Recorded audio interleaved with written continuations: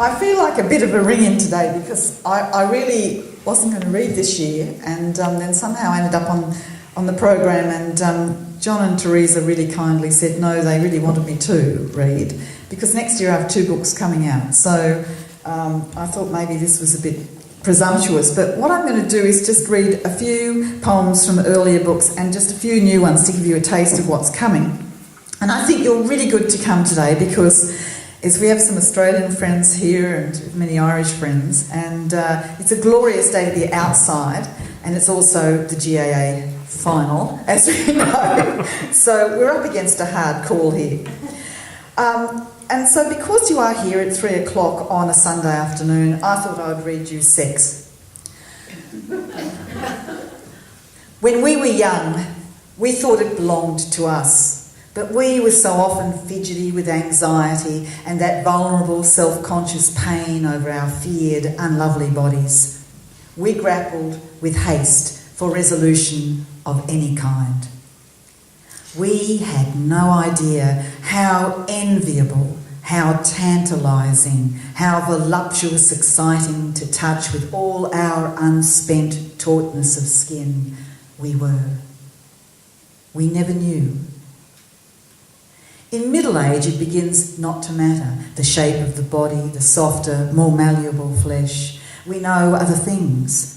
Now tenderness swells in the air like the scent of wisteria, clinging along skin on soft Greek nights, and the best music comes with silence and space. Just delicate fingertips on the thigh loosens, just lips whispering hot over the nipple shivers, moistening the palpable urgency of waiting and stillness. Hunger glides into the dark, holding back. In that pause lies the secret of torrents, of dams bursting rivers across their banks, while up in the hills fires burn their incendiary caress toward the open, gasping throat. It is the flesh made breath, the long groan of gratitude from deep in the belly, almost weeping from touch, the bud of desire broken open, its colour ablaze, the reckless taste of its perfume, wild freesia among the grasses, tonguing its amber, and everywhere dew, wet and heavy, and the sun rising now, and sleep will come.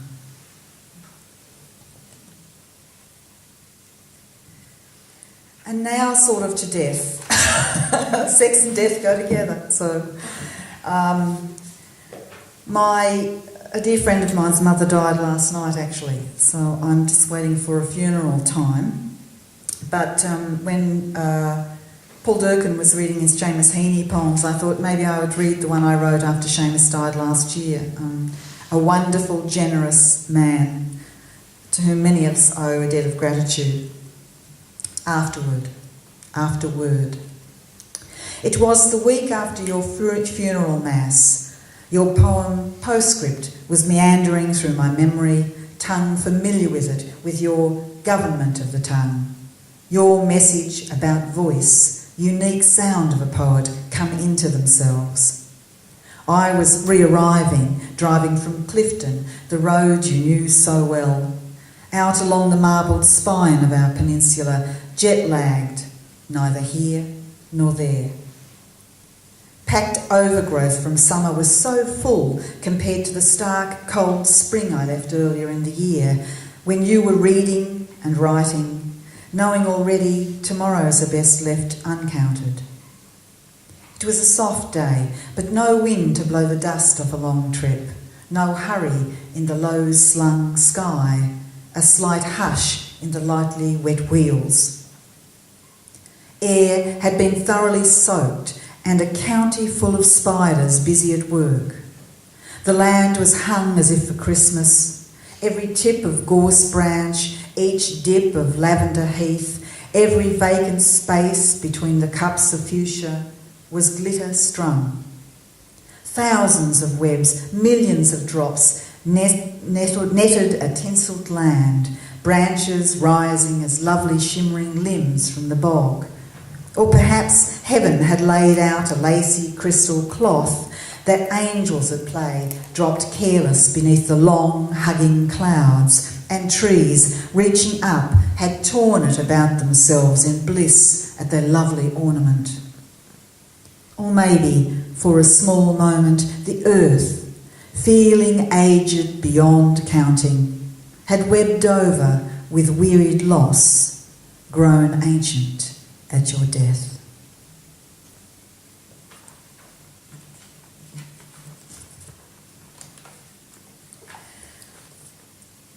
Now a kind of a tough poem really. It's one that will be in the new book, and I'm a bit doubtful about reading it because I actually can't see anyone's face. You're all in darkness. Do we have to have that dark, Keith, do we? We have to.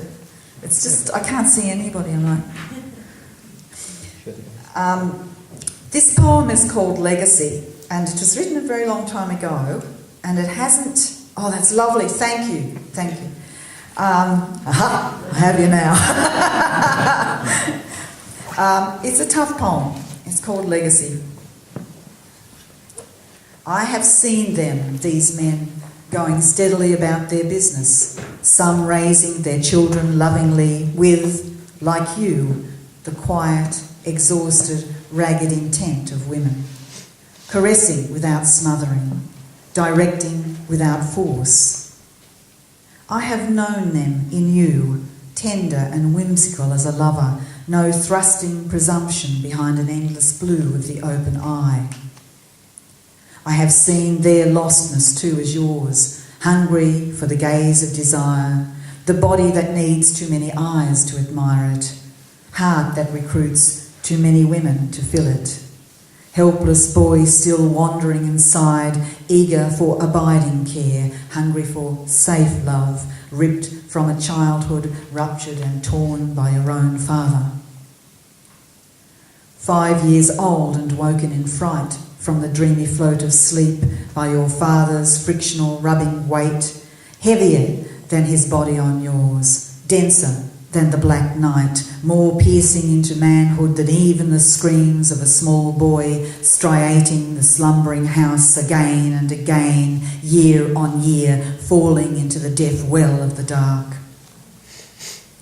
Pain and its memory cut you off from closeness, fear sheathes your open heart. In the foggy, drugged alleys of night, you search for burial sites while a tender loving of yourself remains a dream. And those who love you like I wait on the borderlands of trust, while in nursery rhyme rhythm your mantra over and over tolls at the gateway. I know what you don't know, and all my life I'll understand. Love conceals invasion, honey. Trust lies buried in fear. Daddy made me special, darling. Daddy made me. Dear.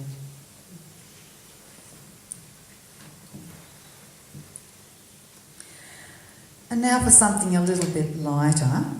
This is a poem that I have read it before, but I kind of keep coming back to it. Gee, I'm sorry, I think it's death and sex kind of seem to go together. I think you kind of grab at life when people you love die. So this one, I have read it before because I've told you the story about how I read it in Serbia. It was translated and people, they kept asking me to reread this poem at the readings, and Serbian men would come up to me and say, "That is a lovely poem, very sensual."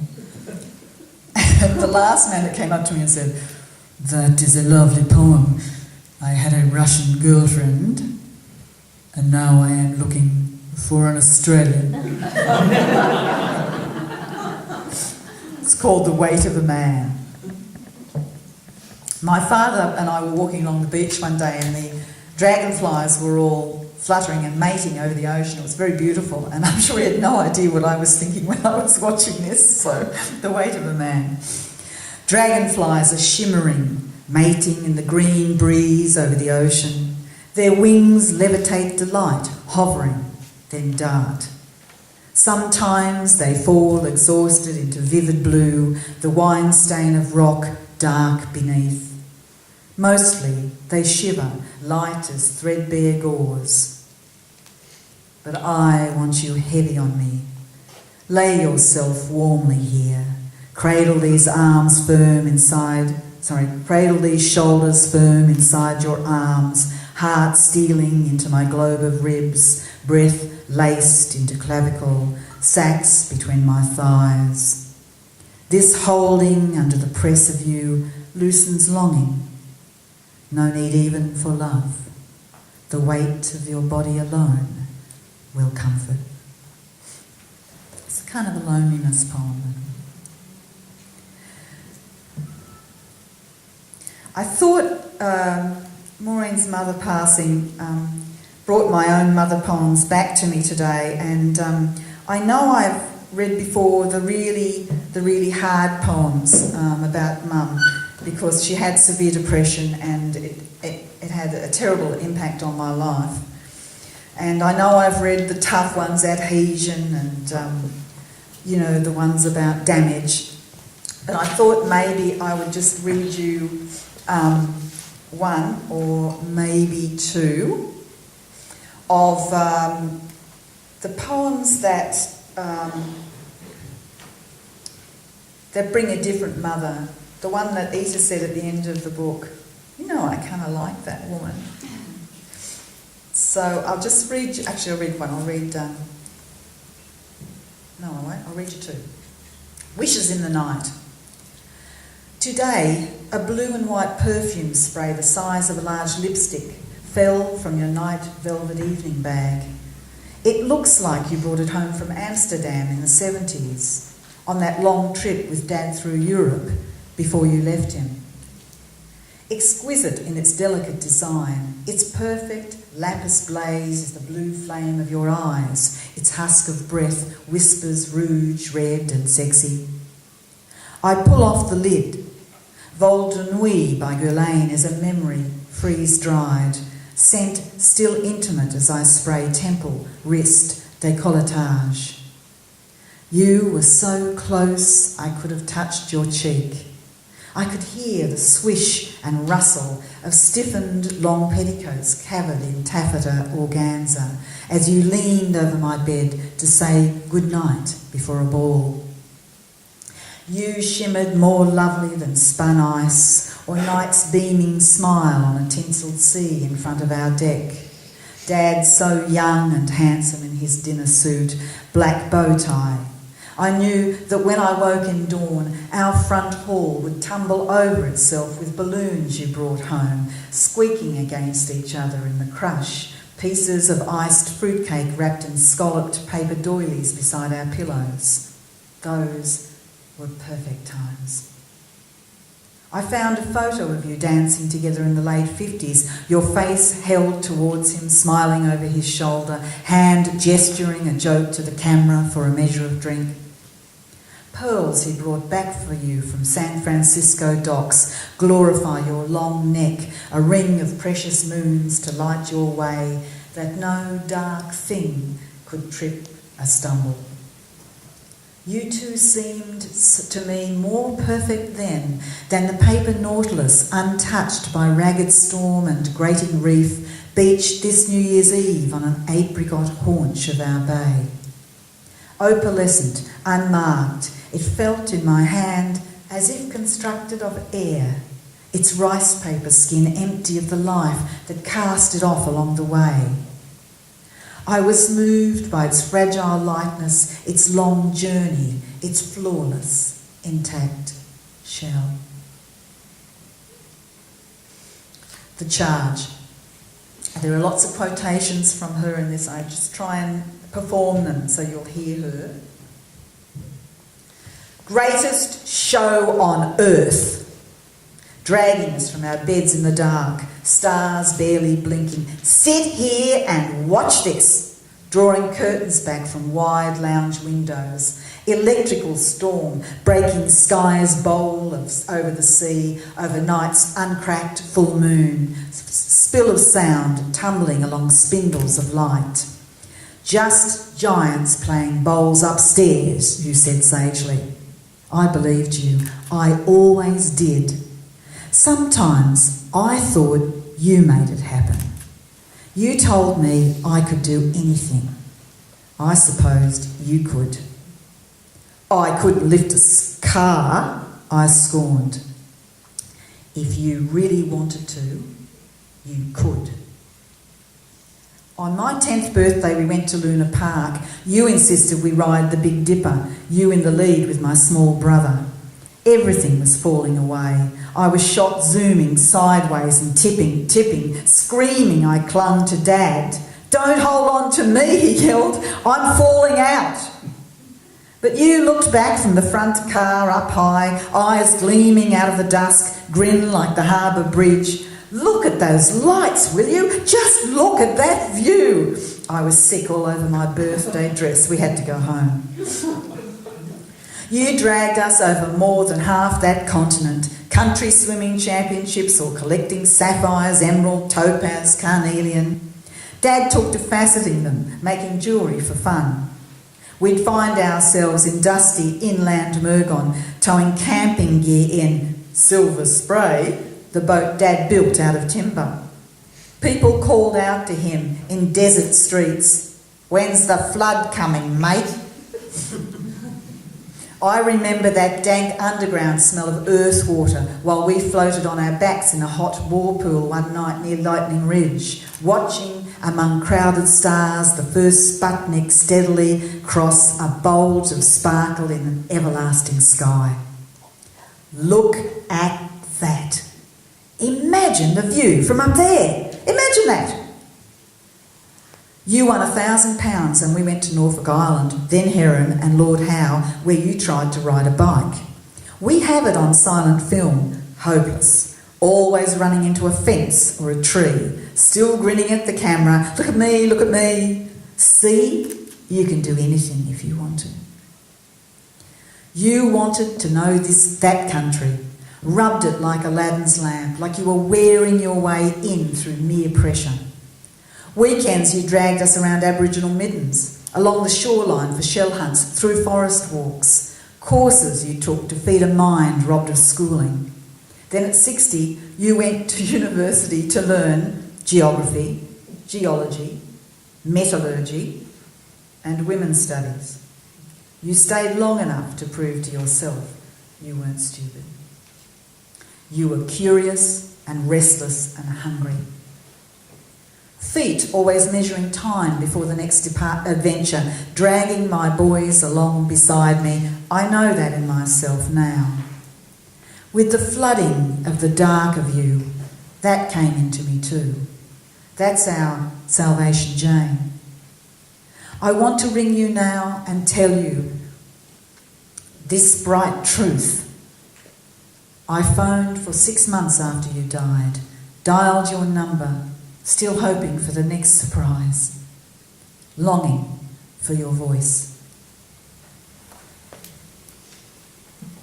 Sorry.